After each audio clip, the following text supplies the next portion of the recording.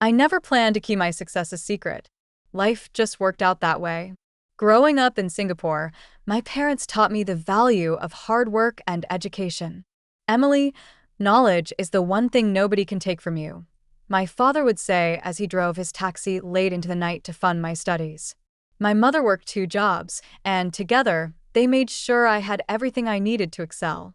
Their sacrifice paid off. I graduated top of my class in finance and landed a position at one of Asia's largest banks. By 28, I was the youngest division head in the bank's history, managing over $50 billion in corporate loans. But few knew this side of me. I met James at my friend's small cafe, where I loved to work on weekends, helping out just to stay grounded. He walked in one rainy morning, ordered a latte, and smiled when I drew a little heart in the foam. "This is the best coffee I've had in months," he said, his eyes crinkling at the corners. "The secret is making it with care," I replied, wiping down the counter. He came back every weekend after that. We talked about everything: his work as an architect, his dreams of designing sustainable buildings, his close relationship with his family. I found myself looking forward to our conversations, enjoying how he saw me for who I was, not what I owned. When he finally asked me out, I said yes without hesitation. Our first date was at a humble hawker center, sharing plates of char kway teow and laughing about nothing in particular. I fell in love with his kindness, his integrity, and how he treated everyone with respect, regardless of their status. "My family is a bit traditional," he warned me before our first dinner with them. "They can be judgmental about status and career." "Don't worry," I assured him. "I can handle it." I wasn't prepared for Richard Chin, James's father, a self-made real estate tycoon. He dominated every room he entered. His wife, Helen, was equally intimidating in her designer clothes and perfectly coiffed hair. James's sister, Victoria, took after their mother, down to her dismissive glance when I mentioned working at a cafe. "A cafe?" Richard's voice boomed across the dinner table. "James, I thought you said she went to university?" "She did, Dad." "Emily has a degree in—" "Clearly not putting it to good use," Richard interrupted. "In this family, we believe in ambition. Excellence. Not serving coffee." I saw James's face redden, but he stayed silent. Helen touched her pearl necklace, a habit I'd learned meant she was about to deliver a carefully crafted insult. "Dear, perhaps you could help Emily find a more suitable position. The cleaning company we use is always hiring." Victoria snickered. At least she'd have health insurance. I maintained my composure, years of high-stakes negotiations serving me well. "I enjoy my current work, but thank you for your concern." The rest of dinner passed in a blur of subtle digs and patronizing advice. James apologized profusely on the drive home. "They'll come around," he promised. "They just need time to know you." But they didn't. Over the next year, as James and I grew closer, his family's disdain only intensified. Every family gathering became an exercise in endurance. Richard never missed an opportunity to remind everyone of my humble station. Helen orchestrated seating arrangements to keep me far from important guests. Victoria openly suggested that James find someone more appropriate. When James proposed, their reaction was predictable. "A cafe worker?" Richard exploded. "Have you lost your mind?" "Dad, I love her." James stood firm. "Love won't maintain our family standing," Richard shot back. "If you marry her, don't expect any support from me." But James chose me. We had a small, beautiful wedding, without his family present. Months passed. I continued my weekend cafe shifts, finding peace in the simple work while managing billion-dollar deals during the week. James respected my choice to keep my career private, understanding my need to be loved for myself, not my position. Then came the annual Chin family reunion. "We have to go," James insisted. "They're still family," I agreed, hoping time had softened their hearts. I was wrong. The reunion was held at Richard's mansion, a sprawling estate that screamed old money. The moment we arrived, I felt the familiar weight of judgmental stares. "Oh, the cafe girl still hasn't found a real job?" Victoria's voice carried across the garden. "How persistent." Richard gathered everyone for his annual family address, champagne flowing freely as he boasted about the family's achievements. Then he spotted us. James, come, tell everyone about your new project." His eyes slid past me. "And your wife can serve drinks. It's what she's good at, yes?" Laughter rippled through the crowd. James opened his mouth to protest, but before he could speak, a commotion erupted near the house. Richard's secretary came running out, her face pale. "Mr. Chin, urgent call from the bank." "Not now," Richard waved her off. "We're celebrating." "Sir, it's about the emergency loans." "They're denied." Richard's smile faltered. "Impossible. I spoke with the division head yesterday." No, sir. "The new CEO is reviewing all major loans personally. They're requesting a meeting tomorrow." I felt my phone vibrate, my own secretary calling. I knew what this was about. Richard's company had been flagged for suspicious accounting, and as CEO of the corporate banking division, I had ordered a complete audit. The timing couldn't have been more perfect. "Excuse me," I said quietly, stepping away from the crowd to take my call. "Ma'am," my secretary whispered, "Chin Development's financials are worse than we thought. The audit shows systematic misrepresentation of assets." "Send me the files," I replied. "I'll review them tonight." When I returned, Richard was in full crisis mode. His face had lost its usual smugness, replaced by barely concealed panic. He was barking orders into his phone while Helen hovered nearby, wringing her perfectly manicured hands. Victoria sidled up to me, her voice dripping with false sympathy. "Looks like Daddy's company is having issues? Not that you'd understand business matters." More champagne. I smiled politely. "No, thank you. But I do have a question. How's your position at your father's company?" She preened. "I'm Executive Vice President of Operations." "Interesting. And what exactly do you do?" Her smile faltered. "I oversee things. Important things. Like the shell companies in the Cayman Islands?" Victoria's glass slipped from her fingers, shattering on the marble floor. Several heads turned our way. "I don't know what you're talking about," she hissed. "The ones hiding your father's debt. Or perhaps the inflated property valuations." Before she could respond, Richard's voice boomed across the garden. "Everyone, party's over. Family emergency." As guests began to leave, Richard pulled James aside. "Son, I need your help. The bank, they're being unreasonable. Your architecture firm has good relationships with other banks, yes?"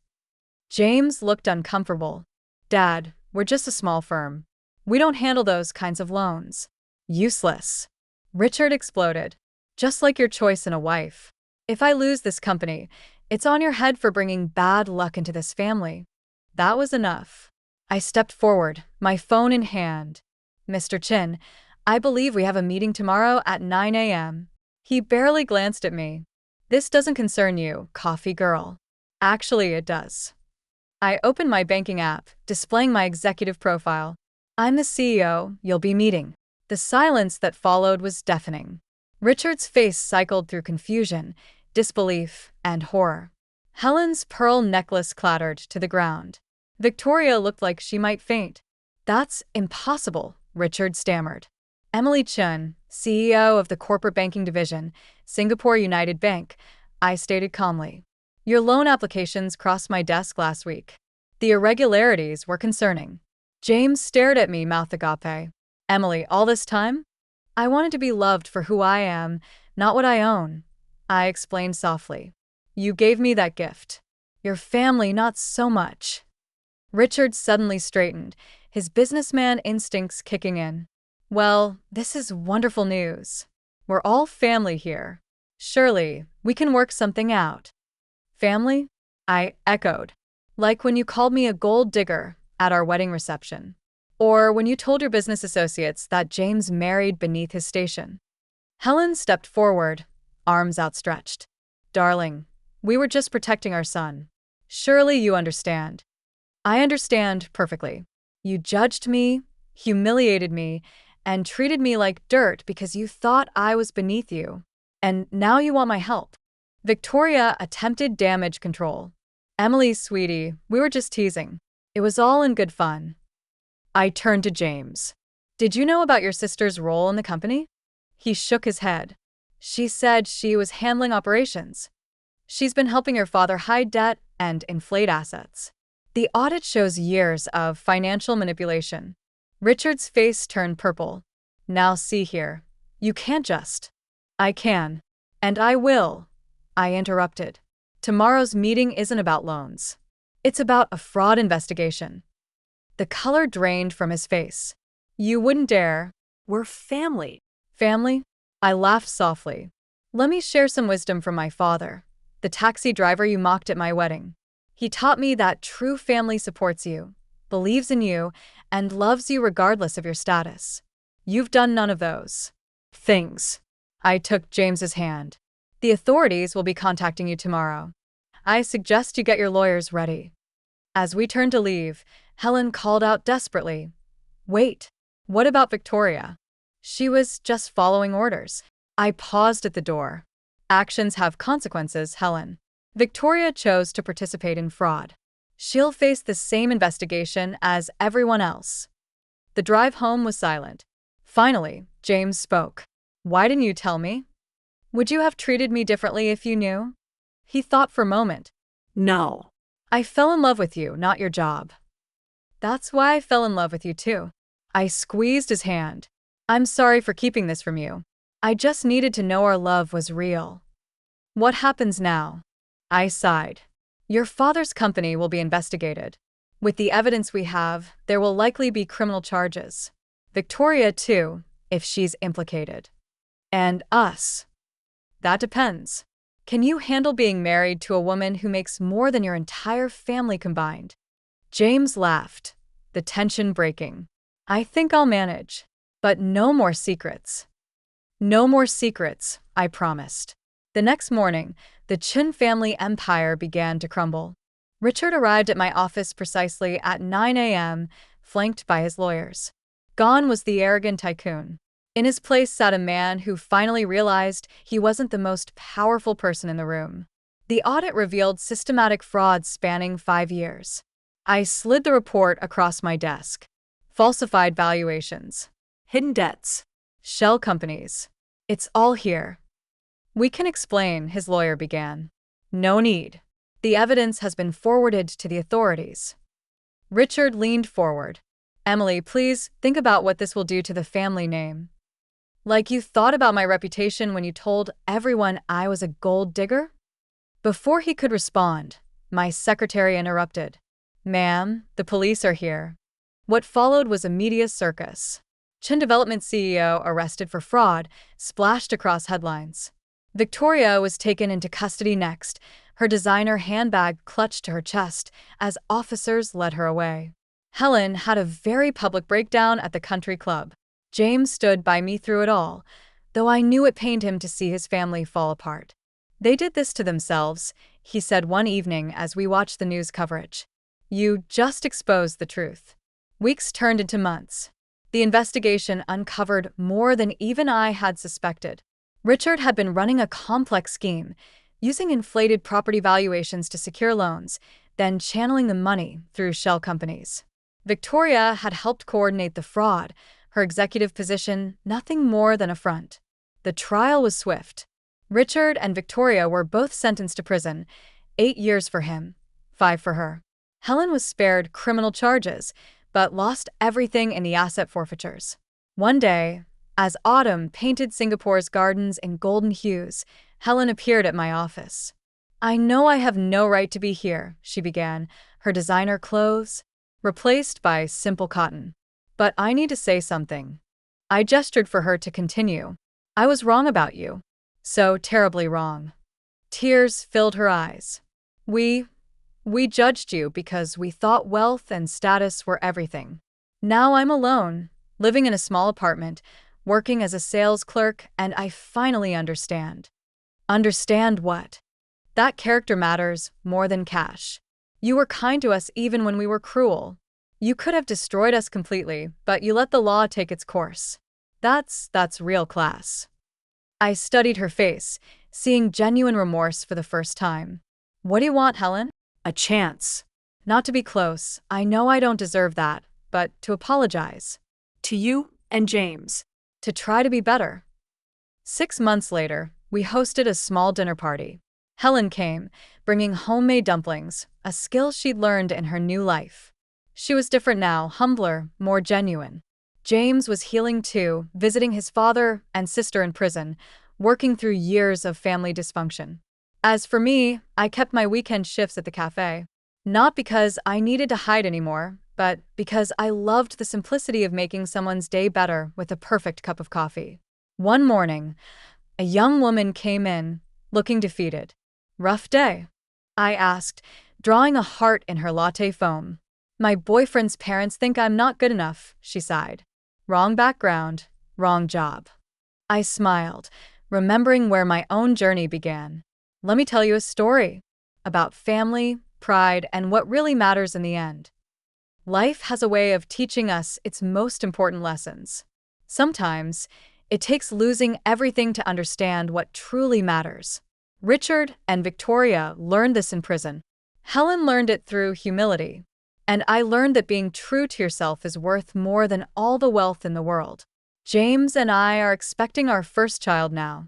We decided to name her Grace, a reminder that sometimes the hardest situations deserve a measure of mercy.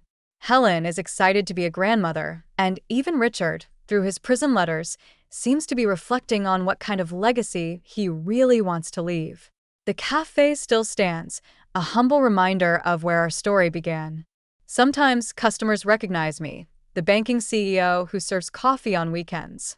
They often ask why I still do it. My answer is simple: every cup of coffee is a chance to make someone's day better. And at the end of our lives, isn't that what matters most? They usually smile, understanding or not. But I know my truth. Success isn't about power or revenge or even proving others wrong. It's about staying true to yourself, showing kindness even when it's not deserved, and remembering that everyone, even those who hurt us, deserves a chance at redemption. As I write this, I'm sitting in the cafe, watching the sunrise paint the city in shades of hope. James will join me soon, as he does every weekend. Helen might stop by with her dumplings. Life isn't perfect, but it's real, and rich with lessons learned. And sometimes, when I'm making coffee or reviewing billion-dollar deals, I think about my father's words. Knowledge is the one thing nobody can take from you. He was right, but he missed something important: integrity, compassion, and the courage to be yourself. Those are things nobody can take either.